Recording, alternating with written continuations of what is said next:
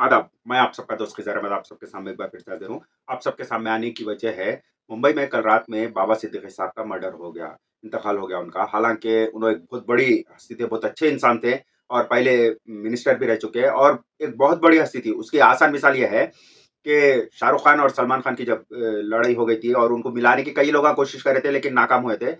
लेकिन इफ्तार पार्टी में बाबा सिद्दीकी साहब की, जब उन्होंने दोनों को मिलने के लिए कहा, बिल्कुल वो लोग उनकी बात मान लिया और हाथ मिला लिया, गले मिला लिया। क्योंकि शाहरुख खान और सलमान खान दोनों भी बाबा सिद्दीकी साहब से बहुत क्लोज़ थे।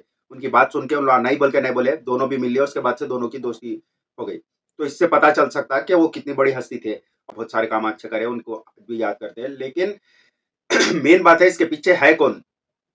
इसकी कई वजह दिखती। पहले तो एक चीज़ 3 लोग ये हमला करे, उसमें से 2 लोग पकड़े गए और एक उत्तर प्रदेश का है, एक हरियाणा का है उसमें, दोनों और एक तीसरा आदमी पकड़े नहीं गया और तीसरा आदमी कौन हो सकता? और इसके वजह बता रहा कि जो लॉरेंस बिश्नोई है, गुजरात की जेल में है, उसका उसके ये शूटर्स है बोल के, उसका हाथ है इसमें, ये मर्डर में बोल के। तो एक चीज़ तो मैं बोल दूँ इसके पीछे किसका हाथ है वो नहीं बोल सकते, लेकिन एक चीज़ मैं ये बात बोलना चाह रहा हूँ कि हमारे नरेंद्र मोदी जी के पास एक कला है, कपड़ों को देख के इंसान को पहचान लेते हैं। वैसा दूसरों को बहुत सारे कलाएँ रहते हैं। ये शूटर को देख के, ये किलर को देख के पहचान ले सकते हैं इसके पीछे किसका हाथ है, बल्कि अंदाज़ा हो जाता। बहुत सारे लोगों का नहीं ये कला है और पहचान लिए भी होंगे बहुत सारे लोग। और दूसरी वजह हो सकती है अजित पवार क्यों खामोश है? उसकी वजह ये है, पहले तो जो है इनको वार्निंग आई थी बाबा सिद्दीकी साहब को, तो इन लोगों को कोई खास सिक्योरिटी स्पेशल नहीं प्रोवाइड करे, वैसे की वैसे रहने दिए।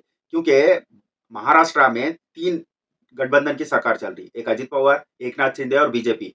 वहाँ पे अजित पवार बिल्कुल दिन-ब-दिन कमज़ोर होते जा रहे।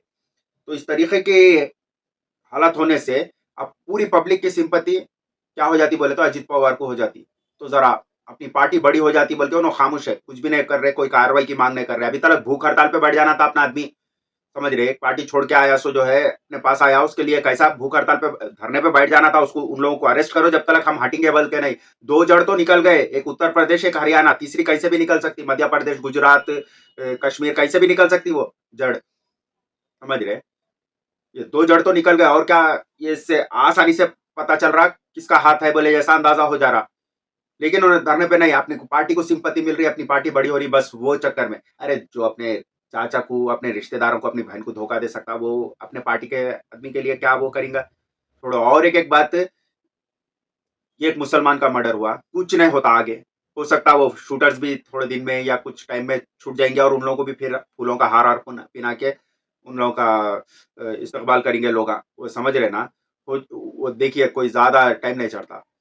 कुछ भी। हाँ, अलबत्ता कोई गाय मर जाती थी तो जो है इससे बड़ा वो हो जाता था। आज तक मैं हर उसमें जो है यही बताते रहता था, यहाँ पे एक गाय मर गई, एक गाय मर गई, एक गाय मर गई बोल के। समझ रहे ना? हाँ, मगर इंसान मरा, वो भी मुसलमान मरा, कोई अहमियत नहीं रहती उसकी।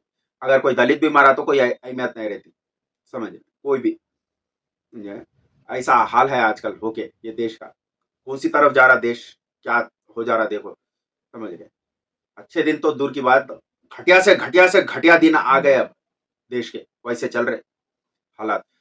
वैसे अब अजित पवार तो कुछ भी नहीं बोलेंगे, अब वो एक रोने की अफ़सोस करने की एक्टिंग कर लेते बैठेंगे। उनकी पार्टी को फ़ायदा हो गया, उनको सिम्पैथी मिल गई, ज़बरदस्त फ़ायदे में है उन्हों। अब ज़रा अफ़सोस की एक्टिंग कर लेते हुए बैठेंगे कभी भी, ये सब। लेकिन जनता खामोश नहीं बैठेगी, जनता अलग-अलग तरीके से अपने-अपने जो कमेंट्स है वो रखेंगी, बिल्कुल अपनी जो सोच है वो रखेंगी, कैसा भी। देखिए क्या-क्या सुनने में आता, ये पूरे के हालात के पीछे जो है अजित पवार का हाथ है बोल के सुनने में आता, कभी बीजेपी का हाथ है बोल के सुनने में आता, कभी अंडरवर्ल्ड का हाथ है बोल के सुनने में आता, कभी किसी का आता वो आता, कई पार्टियों का नाम आता, उसमें कांग्रेस का भी आ सकता, कई लोगों का आ सकता वैसा। वो कोई हैरानी की बात नहीं है, ऐसा। लेकिन जनता तो समझ गई है कौन करा सकता, क्या कराया होगा बोल के, समझ रहे? और मैं एक बात अभी भी बोल रहा हूँ, मुसलमान की जान की अहमियत ज़्यादा कुछ भी नहीं है यहाँ पे, जानवर से भी गई गुज़री हो गई अब, समझ रहे ना? अपने देश में, और उन्हें छुट के आने के बाद मैं ज बोला जैसा उसका इस्तकबाल करते हैं। बस, अब क्या करना है मुसलमान को सोच लेना है, समझ रहे ना? बस मैं इतना ही बोलना चाह रहा था और एक बात मैं बोलना चाह रहा हूँ, बाबा सिद्दीकी साहब को अल्लाह ताला जन्नत दे और उनके घरवालों को बर्दाश्त करने की ताकत दे अल्लाह ताला। बस यही बोलना चाह रहा हूँ दोस्तों।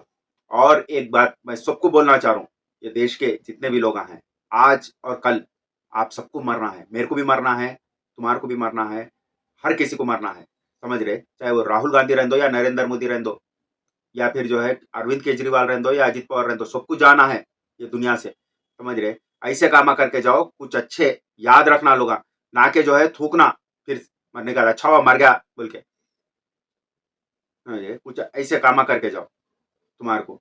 हाँ, तुम ऐसे काम करके गए जिसके वजह जो है 10 जने तो याद कर रहे मगर 90 जने जो है थूक रहे, बोले तो कोई फायदा नहीं है वैसा। ऐसा वो रहना अपना। ठीक है दोस्तों, आदाब।